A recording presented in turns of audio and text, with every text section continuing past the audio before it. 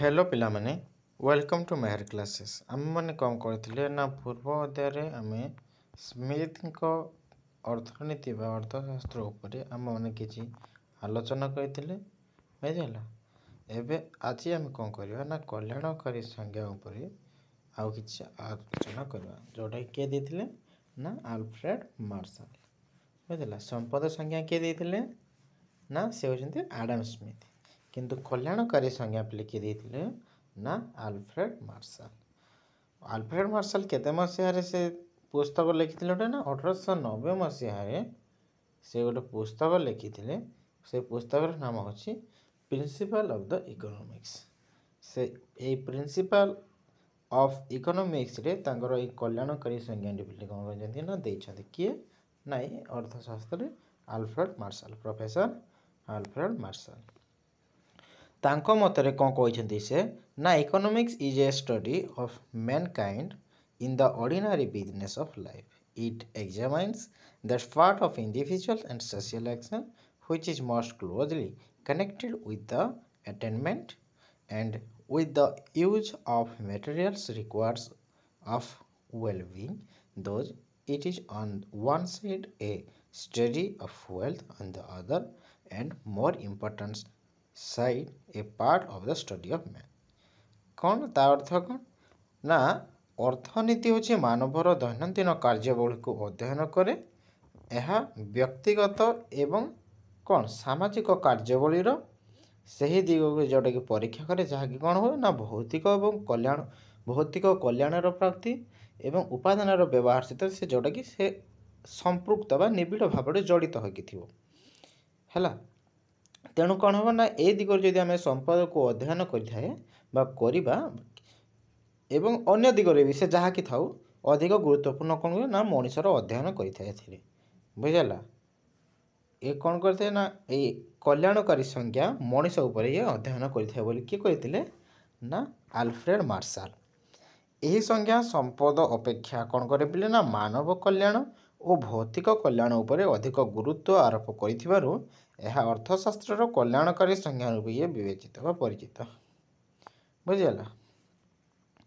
ना ये जेहेतु मानव उपर आलोचना करे तो यही कल्याणकारी संज्ञा रूप ये परिचित मानवर कल्याण कि भौतिक कल्याण उपर ये अधिक गुरुत्व आरोप करते मार्शल संज्ञार वैशिष्ट्य कौन ना मार्शल संज्ञार वैशिष्ट्य है 3 गोटी विशिष्ट सेठारे बहुत भल भाव देखा मिलता है यथा मार्शल मतरे कौन पिले ना जो संपद मानव कल्याण गोटे माध्यम केवल मात्र संपदटा कौन ना मानव कल्याणर माध्यम केवल मात्र जेकोसी उपाय संपद वृद्धि करने अर्थशास्त्र मूल लक्ष्य नुहे है जेकोसी उपाय जदि आम संपद वृद्धि करवा से हूँ अर्थशास्त्र मूल लक्ष्य नुहे है अर्थशास्त्र मूल लक्ष्य नुहे केवल से संपद उत्पादन करुव कि संपद वृद्धि करुव यार अध्ययन मूल लक्ष्यटा कौन ना मानव कल्याण साधन बुझेगा ना मानवर कल्याण किपरि हेबो मानवर कल्याण साधन किपरि हेबो ताहा होची अर्थशास्त्र मूल लक्ष्य अर्थनीति अध्ययन रे संपद उपर आम विशेष गुरुत्व दिया न जाई मनीष उपर ही अधिक गुरुत्व आरोप करें से कौन कहला ना अर्थनीति रे केवल संपद उपर आम गुरुत्व देवा नहीं आम गुरुत्व आरोप क्या उपर करवा ना मनीष उपर गुरुत्व आरोप कर बुझीगला ना 2 नंबर पॉइंट कौन कहला ना अर्थशास्त्र व्यक्ति और समाज जो कार्यक्रम मानविक कल्याण सहित संपृक्त ताहार आलोचना करे मानविक कल्याण साधारण व भौतिक हो पाए अर्थशास्त्र व्यक्ति और समाज रे जो कार्यक्रम जो करूँ मानविक कल्याण संपृक्त किसी व्यक्ति जो था से कौन करती ना मानविक कल्याण साधारण व भौतिक से हो पाए साधारण कल्याण धारणा एक भावात्मक धारणा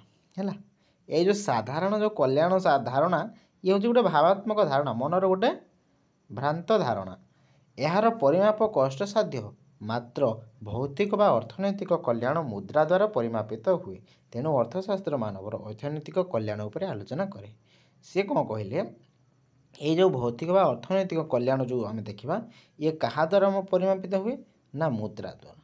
ବୁଝିଗଲା। ଟଙ୍କା ମୁଦ୍ରା ଯେଉଁଠି ଥାଏ ସେଇଠି ଚାହିଦା କିମ୍ବା ସେ ଯେଉଁ ଆମର କ'ଣ ଡିମାଣ୍ଡଟା ସେଇଠି ଅଧିକ ପରିମାଣରେ ଥାଏ। ଇଏ ମୁଦ୍ରା ଦ୍ୱାରା ପରିମାପିତ ହୁଏ। ସେଇଟା ଆଗକୁ ଆମେ ପଢ଼ିବା, ଆହୁରି ଭଲ ଭାବରେ ବୁଝିବା। ହ୍ୱାଟ୍ ଇଜ୍ ଡିମାଣ୍ଡ ହେଲା। ତେଣୁ ଏଇଟା ବୁଝ ନା, ତେଣୁ ଅର୍ଥଶାସ୍ତ୍ର ମାନବର ଅର୍ଥନୈତିକ କଲ୍ୟାଣ ଉପରେ ଆଲୋଚନା କରେ। ବୁଝିଲା। ମାନବର ଇଏ ଅର୍ଥନୈତିକ ମାନେ ମାନବ ଏଇ ଯେଉଁ ଆମର ହ୍ୟୁମାନ୍ କିଭଳି ଡେଭଲପ୍ କରିବ ସେ ଉପରେ ହିଁ ଅର୍ଥଶାସ୍ତ୍ର ଆଲୋଚନା କରିଥାଏ। ଅର୍ଥଶାସ୍ତ୍ର ସମାଜରେ ବସବାସ କରୁଥିବା ବ୍ୟକ୍ତିଙ୍କର ଅଧ୍ୟୟନ କରେ। ଅର୍ଥଶାସ୍ତ୍ର କ'ଣ କରେ ନା, ଏଇ ଯେଉଁ ସମାଜରେ ଯେଉଁ ବ୍ୟକ୍ତିବିଶେଷ ବସବାସ କରନ୍ତି ତାଙ୍କ ଉପରେ ଅଧ୍ୟୟନ କରେ।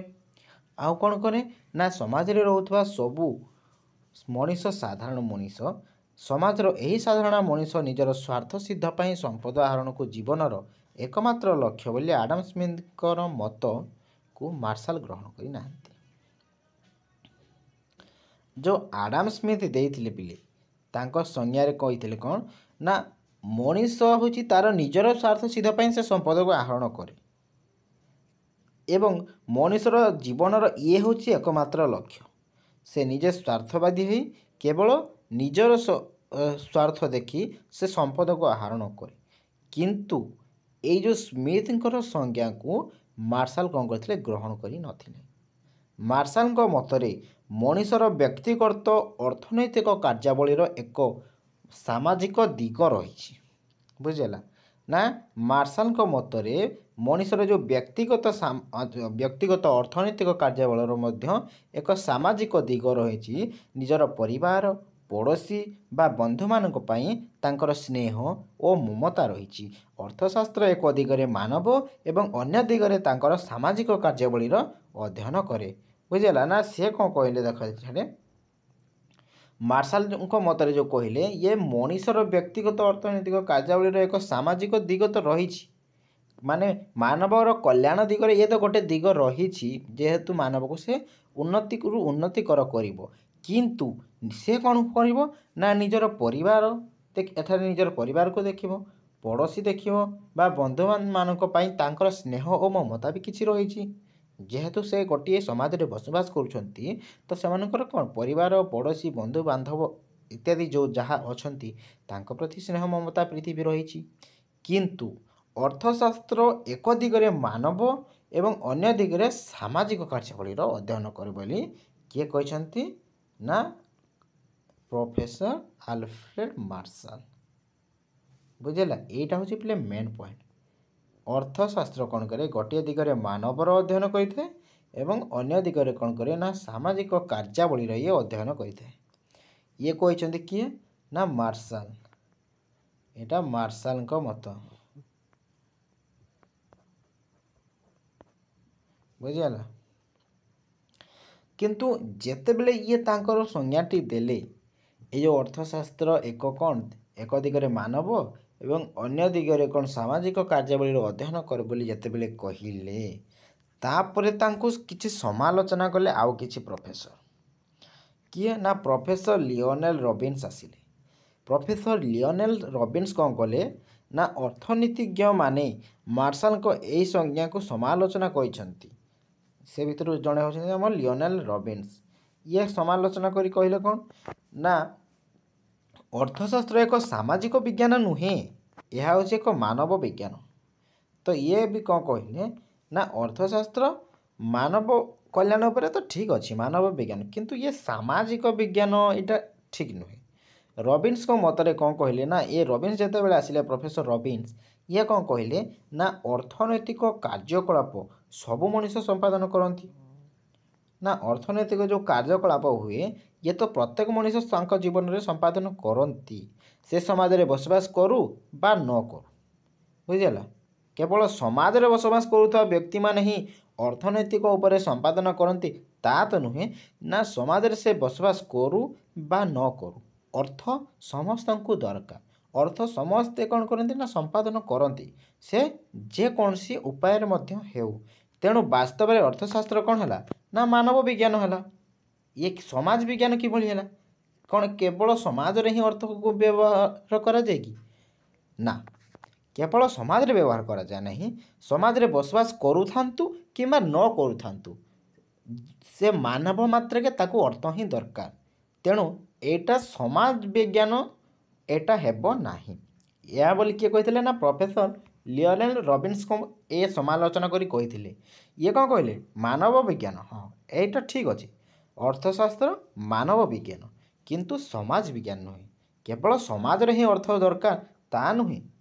आउ कौन कहले ना आत्मनिष्ठ व व्यक्तिमुखी कौन, आत्मनिष्ठ व व्यक्तिमुखी कौन ना मार्शाल को मत अर्थशास्त्र कल्याण संबंधी एक अध्ययन। ठीक अच्छे मार्शाल जो कहते ना अर्थशास्त्र कल्याण संबंधी एक अध्ययन ये ठीक अच्छी किंतु कल्याण एक व्यक्तिमुखी धारणा होइथिबारु यह एक व्यक्तिमुखी विषय होता है। बुझीगला ना कल्याण गोटे कौन व्यक्तिमुखी जेहेतु धारणा होता है तेणु ये व्यक्तिमुखी गोटे विषय मध्य होता है किंतु विज्ञान सठिक एवं वस्तुनिष्ठ होगा उचित। बुझीगला ना विज्ञान टी कौन हवा उचित एक वस्तुनिष्ठ होगा उचित जहाँकि कल्याण संबंधी धारणा व्यक्ति विशेष पृथक कराई थाए। बुझीगला ना कौन कही से ना कल्याण संबंधी धारणाटी व्यक्ति विशेष उपरे जोटा कि से पृथक करी। बुझीगला तो नेक्स्ट कौन कही आउ गोटे समालोचन कौन समापित होती देख ना कल्याणर वर्गीकरण और विभागीकरण से जो कल्याणटी मान कहते से कल्याणर वर्गीकरण विभाग करदे कौन ना मार्शाल से जो कल्याण को दुईटी भाग में विभक्त कले गोटे भौतिक कल्याण आ गोटे है अभौतिक कल्याण। बुझेगा भौतिक कल्याण एवं अभौतिक कल्याण तांको मतरे कौन ना भौतिक कल्याण अर्थशास्त्र परिसर में अंतर्भुक्त होते। बुझेगा भौतिक कल्याण अर्थशास्त्र परिसर में अंतर्भुक्त होते किंतु समालोचक मानक मतरे कौन ना कल्याण एक सामग्रिक धारणा यह सामग्रिक भाव में बुझा जाए।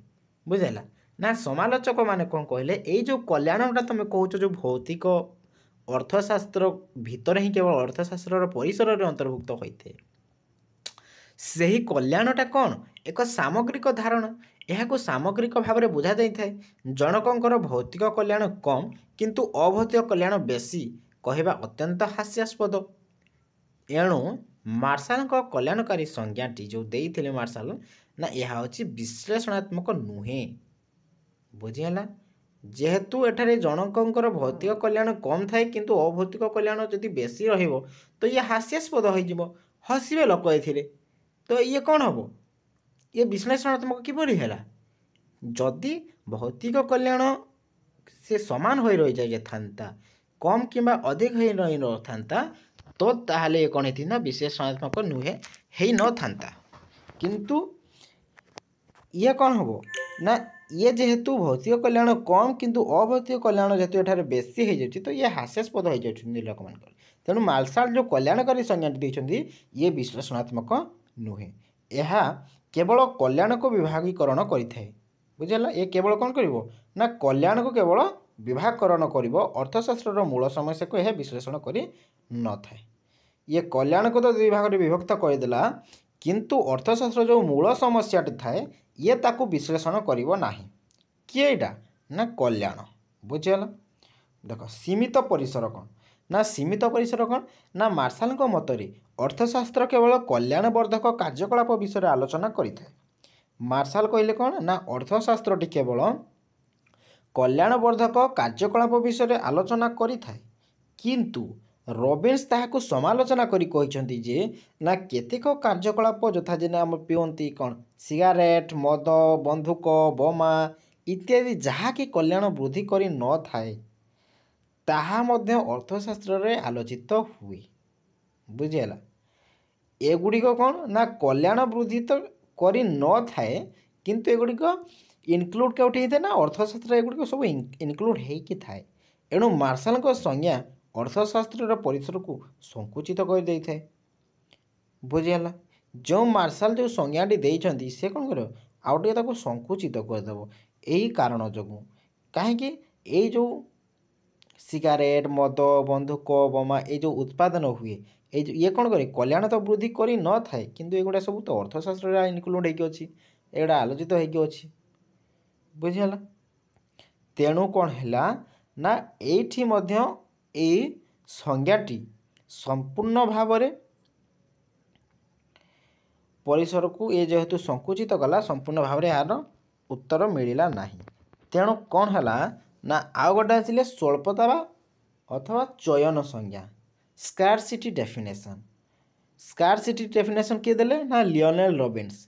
लियोनेल रॉबिन्स जेहेतु समालोचना कले क्या मार्शल संज्ञा को तो ये कौन कहले तांको संज्ञा रे ना ये जो ये कौन क्यों संज्ञा देले पिले ना चयन संज्ञा। स्कार्सिटी डेफिनेशन किए करथिले ना ये होचंदी लियोनेल रॉबिन्स बुझला। चयन संज्ञा को मध्य दुर्लभता और दुष्प्राप्यता संज्ञा आख्या दिया जाए कौन कहुए आउ ना दुर्लभता बा दुष्प्राप्यता संज्ञा बोली कहुए चयन संज्ञा को बुझला। ये केते मसीह संज्ञा देते ना 1932 मसीह 1932 मसीह स्कार्सिटी डेफिनेशन लियोनेल रॉबिन्स देते। ये गोटे पुस्तक प्ले लिखी है ये जो गोटे पुस्तक लिखी से तांकर पुस्तक रे ये तांकर संज्ञाटी देते। तांकर पुस्तकर नाम कौन पिले ना तांको पुस्तकर नाम होची an essay on the nature and significance of economics science. यही जो पुस्तक लिखिते ये पुस्तक से यही संज्ञाटी देइछंदी। तांको मतरे कौन कहते से ना देख economics is a science which studies human behaviour as a relationship between ends and scarce means which have alternative uses. ता माने कौन पिले ना असीम अभाव एवं विकल्प व्यवहार युक्त दुर्लभ संबल मध्य है असीम अभाव एवं विकल्प व्यवहार युक्त दुर्लभ संबल मध्य थिबा संपर्क परिप्रेक्षी रे मनुष्यर आचरण अध्ययन करुवा विज्ञान ही अर्थशास्त्र बुझीगला ना मनुष्यर आचरण अध्ययन करुवा विज्ञान ही अर्थशास्त्र बोली किए कहले लियोनेल रॉबिन्स। एवं कौन कहले दुष्प्राप्यता और मनोनयन उपरे भित्ति करी रॉबिन्स संज्ञा दि जाइथिबारु एहाकु कोन कहला ना दुष्प्राप्यता संज्ञा बोली कहला बुझला। जेहेतु रॉबिन्स जो संज्ञाटी देइथिले सेथरे कोन करागला ना ये दुष्प्राप्यता एवं मनोनयन उपरे अधिक भित्ति करी संज्ञाटी देइथिले तेणु एहाकु दुष्प्राप्यता संज्ञा तो कहगला। किंतु एहार संज्ञार वैशिष्ट्य बोले कोन ना रॉबिन्स संज्ञार वैशिष्ट्य होची प्रथमे ना मनुष्यर अभाव होची असीम। एडा इंपोर्टेंट क्वेश्चन पिले ना मनुष्यर अभाव असीम बोली कहार संज्ञा थिला ये बा एही संज्ञाटी र वैशिष्ट्य किए प्रतिपादन करिथिले बुझिगला ना मनुष्यर अभाव असीम मनुष्यर अभाव केबे केबे अंत हुए नहीं। तमे निजे गोटे भाव फॉर एग्जांपल आमे दबा गोटे छुआटे देबा देख गोटे छुआ जिते बेले थाए गोटे छोट छुआटे से कौन ताको दरकार खेलना दरकार जितेबले से खेलनाटे से खेली दिए ताको कौन जितेबले पुणी किसी जगह बुलब ना ताको आउ गोटे दरकार ताको पुणी सेटा किणीदेव देखिए टिके आगे गले से आउ गोटे अभाव कर है गोटे लोक भी देख एमती तुम निज कथा भी देख जो जिनसटी तुमको दरकार ताको तुम देदेव देखिए तापर भी तार अभाव रही केबे भी ताहा पूरण हो पारिबो नाही। मनुष्य बंची रही पर्यंत तार अभाव ही चलुथिबो केबे भी तार अभाव पूरण हुए नाही। गोटे अभाव पर गोटे गोटे अभाव पर गोटे से धनी हो किंबा गरीब हो बुझीगला। गोटे कोटिपति हेले मध्य तार भी किछि अभाव रही थाए। मनकर तमे आज बाइक टे किଣିल किंतु तमे जेतेबेले देखिबो किए जदि जाउची रास्ता रे कार चले मु गोटे कार रे चलैथिले भलो होता रे एमती कहब से भली ना अभावटी कौन हुए ना भरी भरी चले पछे किंतु केबे भी परिपूर्ण हो पारे ना। गोटे अभाव पूरण हो सारे आउ गोटे अभाव देखा दी असीम अभाव अर्थशास्त्र होची मूलपिंड बुझीगला। यार मूलपिंड होची ही अभाव। चलो आ गोटे कौन कहले ना संबलर दुर्लभता ना मनुष्य पाखरे थिबा संबल अभाव तुलन तो सीमित ता पाखरे जेतकी संबल अच्छी किंतु तार अभाव होची अधिक।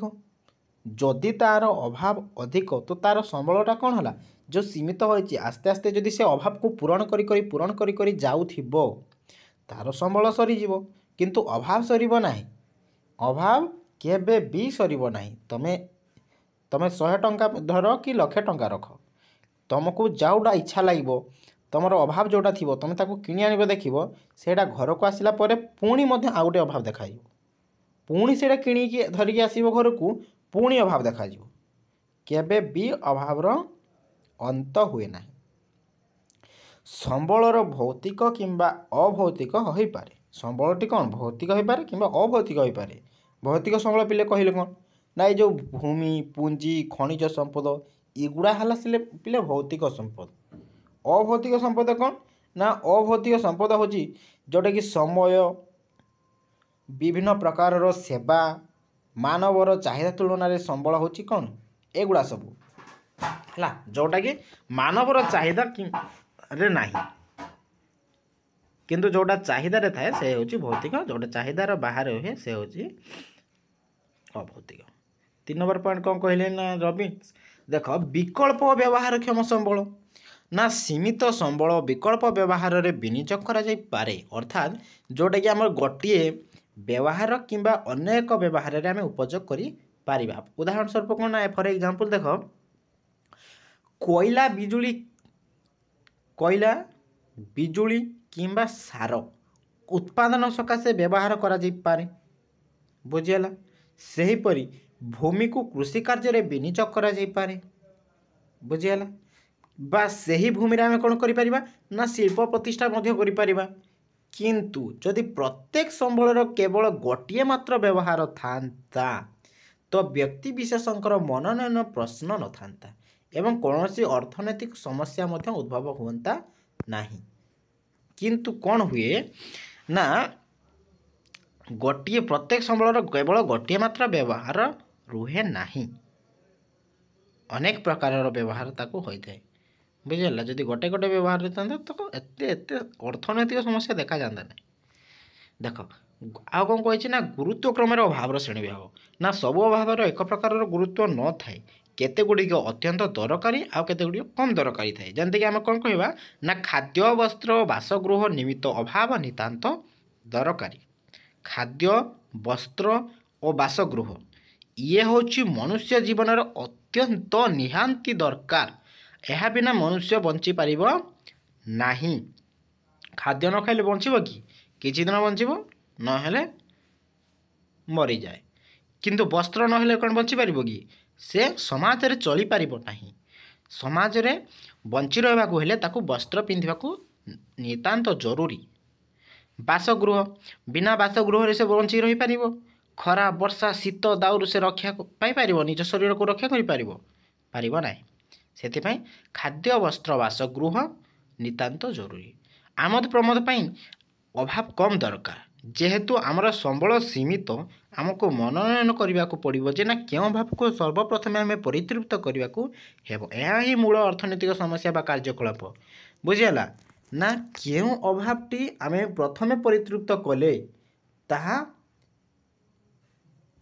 से अभावटी मिटिज यह ही आम हूँ अर्थनैतिक समस्या बा कार्यकलापर मूल लक्ष्य ये किंतु एणु रॉबिन्स को मत कौन ना अर्थशास्त्र एक चयन बा मनोनयन विज्ञान बुझेला। अर्थशास्त्र हूँ एक चयन बा मनोनयन विज्ञान बोली किए कहले ना रॉबिन्स किंतु मार्शल कौन कहले ना अर्थशास्त्र हूँ एक समाज बा कल्याणकारी विज्ञान किंतु स्मिथ कौन कहले ना अर्थशास्त्र हूँ एक समाज विज्ञान बोली बुझीगला। देख यह उन्नत देशर सरकार होता बा अनुन्मुक्त होता मनुष्यर समाज रे बास करुथाए बा न होथाउ मनीष समाज रे बास करुथाउ बा न थाउ यह उन्नत देशर सरकार उपरे अनुन्नत देशर सरकार होता सबु समय स्वल्प होइथिबारु अर्थशास्त्र गुरुत्व सब बेले रहिबो बुझला। जेहेतु संबल स्वल्प होता है तेणु अर्थशास्त्र गुरुत्व सब बेले ठारे रहिबो।